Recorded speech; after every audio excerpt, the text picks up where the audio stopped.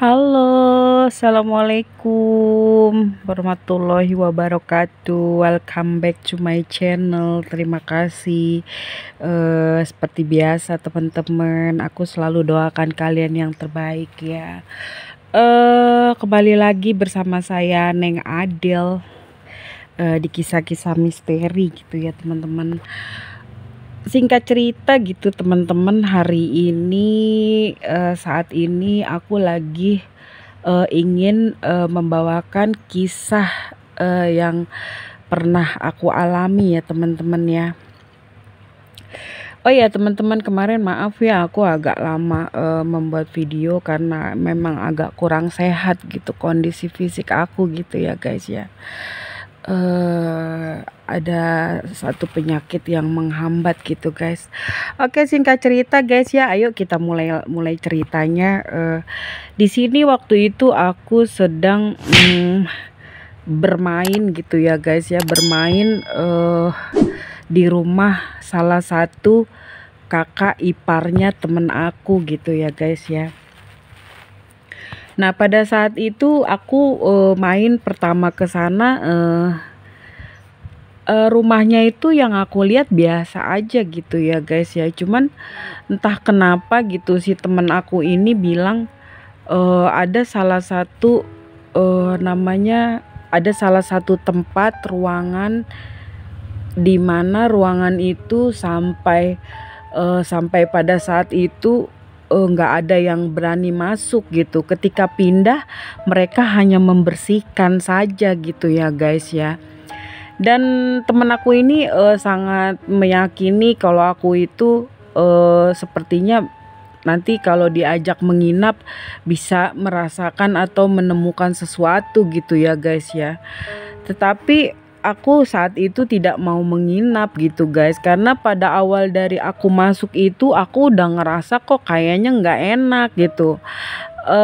Pada waktu itu aku lagi nggak mau guys, nggak mau yang namanya melihat sesuatu atau merasakan apapun gitu ya guys ya. Tapi temen aku ini maksa banget gitu guys, maksa banget buat aku untuk menginap. Dan akhirnya malam itu aku tidak jadi menginap gitu guys. Aku cuma minta waktu, tolong kasih aku waktu karena kondisi aku memang lagi nggak baik gitu guys ya waktu itu. Nah setelah itu aku pulang guys, sampai esok harinya itu aku terus di WhatsAppin gitu ya sama temen aku, ayo dong kamu kesini gitu. Lagian kakaknya aku itu yang cowok itu udah aku ceritakan gitu kalau kamu itu bisa merasakan sesuatu. Sebenarnya kalau soal merasakan semua orang juga bisa ya guys ya, bukan aku doang gitu kalau menurut aku sih gitu. Tapi kenapa gitu ya, semua orang bisa merasakan keberadaannya menurut aku gitu, dengan tanda entah itu merinding, entah itu seperti ada yang mengikuti gitu guys ya. Singkat cerita guys, esok harinya aku terpaksa mau tidak mau aku menginap gitu ya guys. Persiapan menginap aku itu sebenarnya tidak bisa dikatakan sangat terburu-buru, dan mental fisik aku memang tidak aku persiapkan gitu guys ya. Oke, menjelang aku nginap gitu, aku di kamarnya temen aku. Dan herannya lagi nih, kayak kakaknya sama orang tuanya sih cuek, maksudnya yang dikasih tahu tuh cuma kakaknya yang laki-laki sama kakaknya yang perempuan. Jadi kami tuh berempat gitu guys, dan kakaknya ini yang laki-laki dan perempuan itu kayak menunggu gitu. Sebenarnya apaan sih gitu kan kalau kata aku ya. Aku sih sebenarnya nggak mau ya kayak gitu ya guys ya. Cuman nggak tahu kenapa waktu itu temen aku kok kayak seperti penasaran. Yang aku tangkep kayaknya dia tuh pernah melihat sesuatu gitu guys. Cuman untuk menghilangkan rasa penasarannya dia mengajak aku gitu. Ya aku berani dong karena kan berempat gitu. Coba kalau sendiri nggak mungkin aku berani gitu guys. Pas banget jam setengah satu aku udah callingan sama temen aku udah callingan sama kakaknya. Dan terus udah tuh, nah saat itu aku mulai keluar gitu kan. Awal-awal sih yang keluar itu dipancing dari kakaknya yang laki-laki gitu, terus kemudian kakak iparnya. Nah, pada saat mereka pura-pura makan di meja makan gitu ya guys, aku sih ngintip gitu sama adiknya gitu, sama temen aku ngintip. Dan aku coba fokus di kamar itu gitu. Itu kamarnya kuncinya bukan pegangan pintunya jeklek-jeklek gitu guys, yang kayak di oglek-oglek itu kan bisa ya gitu ya, bahasa apa oglek-oglek, pokoknya bisa di naik turun gitu. Aku fokus di situ, aku liatin gitu, aku nggak fokus ke kakaknya yang makan gitu ya, aku fokus ke pintunya dan itu bergerak gitu guys, jelek jelek jelek gitu kan. Nah, pada saat itu juga temen aku suruh WA, suruh kakaknya lihat ke pintu gitu. Dan bener kakaknya ngeliat, langsung kabur guys. Kakaknya langsung kabur, pas banget kaburnya ke kamar kita, ke kamar temen aku itu. Jadi kita berempat di situ guys. Dan itu terus-terusan, semakin gak ada orang gitu kan, pintu itu seperti seolah-olah kayak ada yang mau keluar gitu guys ya. Nah, tiba-tiba aku ngajak, ayo kita ke sono, kita samperin, kataku gitu. Ceritanya kita samperin gitu guys, gitu ya. Kita samperin teman-teman. Begitu kita samperin, kita liatin aja nih berempat, itu pintu bergerak kocok gitu ya guys ya, kotak gitu kan. Digedor-gedor, diketok-ketok sama dia, digedor, diketok diketok dari dalam guys, masa diketok dari dalam pintunya gitu. Aku sih kayak udah gregetan gitu ya, yuk masuk, mana kuncinya gitu.